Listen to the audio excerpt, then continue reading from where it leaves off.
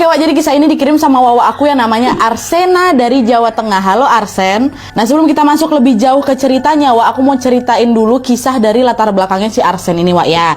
Jadi ceritanya Arsen ini adalah seorang anak tunggal. Ibunya berprofesi sebagai psikolog dan ayahnya si Arsen ini seorang guru guru teknik di SMK. Nah pada saat Arsen ini kelas 1 SMA, ayahnya meninggal dunia Wak karena sakit. Arsen pun akhirnya tinggallah bertiga aja, dia, mamanya sama neneknya. Nah sebenarnya Wak, Arsen ini lebih dekat sama neneknya karena sejak kecil nenek dia inilah yang lebih banyak sekali mengurus si Arsen, yang selalu nemenin si Arsen. Jadi memang Arsen ini tidak terlalu dekat gitu loh Wak sama mamanya. Apalagi sejak ayahnya meninggal, makin jauh gitulah hubungan dia sama mamanya. Bahkan Wak, karena hubungan dia sama mamanya nggak terlalu dekat, kadang Arsen ini suka bersikap kayak nggak peduli gitu loh kalau memang harus ditinggal berhari-hari setiap kali mamanya ini sibuk kerja, sibuk menangani pasien gitu Dan FYI juga Wak, ibunya Arsen ini juga termasuk sama orang yang tidak percaya sama hal-hal mistis gitu loh Wak, skeptis sekali. Beliau ini lebih percaya pada hal-hal yang memang bisa dijelaskan secara ilmiah. Mungkin karena memang beliau ini berprofesi sebagai psikolog Wak ya, jadi kalau ada orang yang bisa melihat habis melihat penampakan kayak gitu ya, mamanya lebih percaya bahwa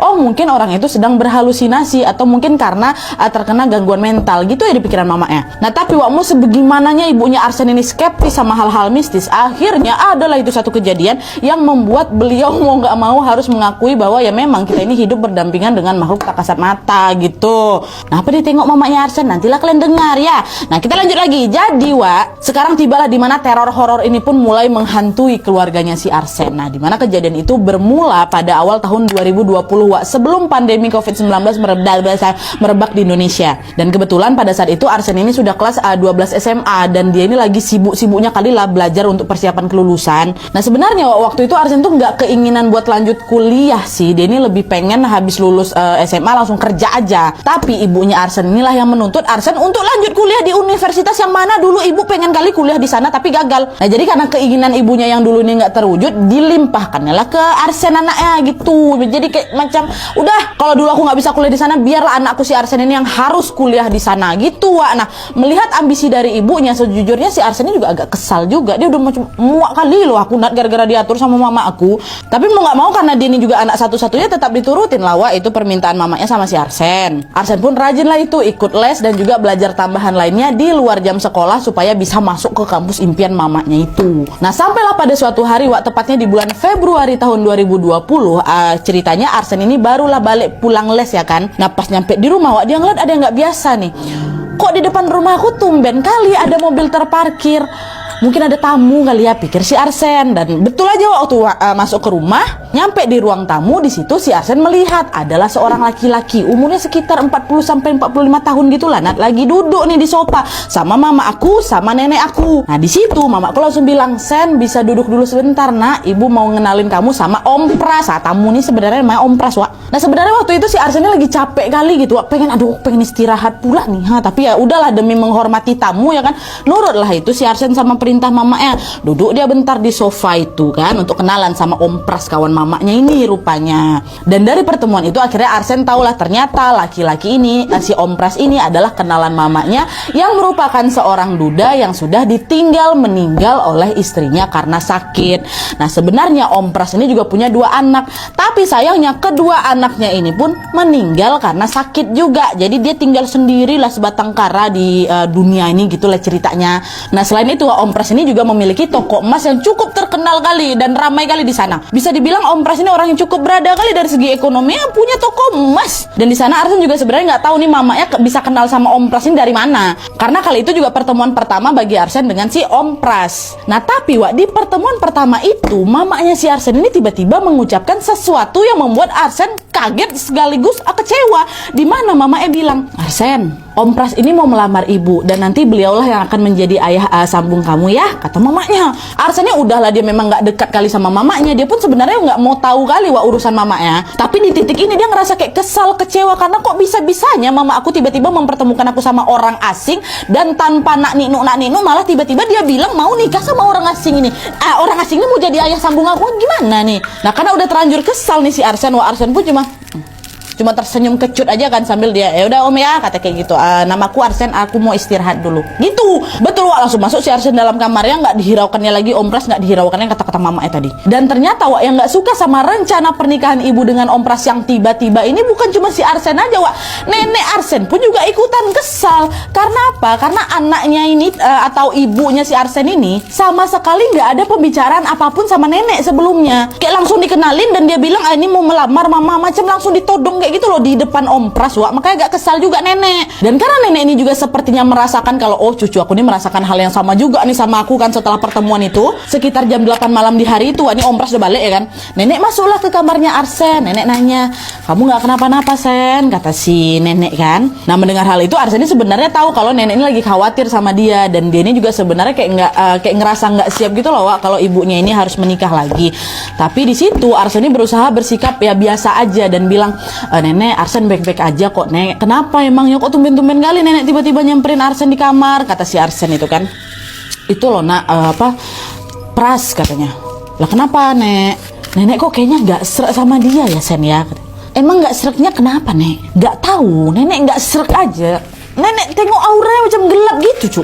Kayaknya Pras ini nggak beneran baik lah sama mamamu. Kayak nggak tulus gitu. Ah nenek, masa zaman sekarang nenek masih percaya aura-aura gelap-gelap kayak gitu? Perasaan nenek aja itunya, kata si Arsen Wak. Nah kenapa Arsen ngomong itu? Karena Arsen tuh nggak mau terlalu larut sama penilaian nenek terhadap Om Pras, takut ke trigger gitu loh dia. Jadi kan dia kayak bodoh amat gitu. Dia lebih memilih untuk ya udahlah mending aku fokus belajar demi mempersiapkan kelulusan gitu kan.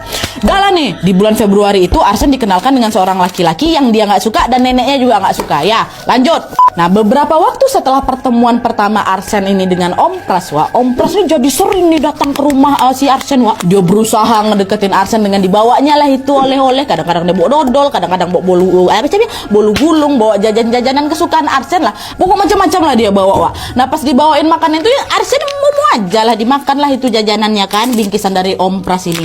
Tapi Wak, walaupun kau udah ngasih aku banyak-banyak Om istilahnya gitu, aku tetap nggak mau kenal lebih jauh kok Om sama kau. Jadi sebenarnya kau tuh gak usah repot-repot. Tapi ya lumayan kau kasih aku makanan, aku suka gitu. Arsen tetap ngejaga jarak gitu lah Wak sama si Om Pras ini. Nah melihat usaha Om Pras yang nggak nyerah buat ngedekatin si Arsen, lama-lama Arsen ini ngerasa kalau nih Om ini sebenarnya baik-baik aja kok, tapi aku tetap nggak mau dekat sama dia. Entah kenapa aku nggak mau aja.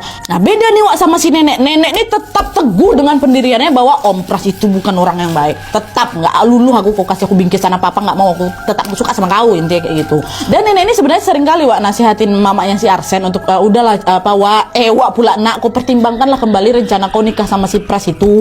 Mama ini macam nggak enak perasaannya kau dekat sama si Pras, kata si nenek ke mamanya si Arsen kan. Tapi ya gimana Wak? Manalah bisa Wak nasihatin orang lagi jatuh cinta kan. Pasti ditolak lah itu apapun, mental semua kalau misalnya dikasih saran kan. Nggak, pokoknya aku udah jatuh cinta kali sama si Pras. Aku tetap mau nikah sama Pras mak, kata dia. Nah singkat cerita Wak, hari itu Om Pras datang lagi lah ini ke rumah. Dan seperti biasanya dia bawa lah balik oleh-oleh untuk si Arsen kan. Awalnya memang nggak ada yang aneh nih. Sampai akhirnya Wak, malam setelah Om Pras nih pulang dari rumah, teror horor di rumah itu pertama kali terjadi. Nah, di mana jam 1 malam nih, tiba-tiba Arsen mendengar suara ketukan pintu dari arah pintu utama ruang tamu, pintu depan Wak. Nah, kebetulan kamarnya si Arsen ini pas kali di sebelah ruang tamu. Makanya itulah dia bisa dengar kan kalau ada orang ngetok pintu. Nah, tadinya Arsen agak ragu mau buka pintu, buka apa enggak ya? Karena dia udah ngerasa aneh kali, siapa yang bertamu larut malam jam 1 loh ini. Nah, terus Wak tiba-tiba terdengar suara mamanya si Arsen. Dia bilang, "Sen, buka pintu Sen," katanya kan. Nah setelah tahu ini mamanya, Arsen pun langsunglah bergegas keluar. Oh mama rupanya kan. Nah pas pintu depan itu dibuka, disitulah Arsen ngeliat betul mamanya sendiri lagi di sana berdiri, tapi wajahnya pucat Wak, tatapan matanya kosong.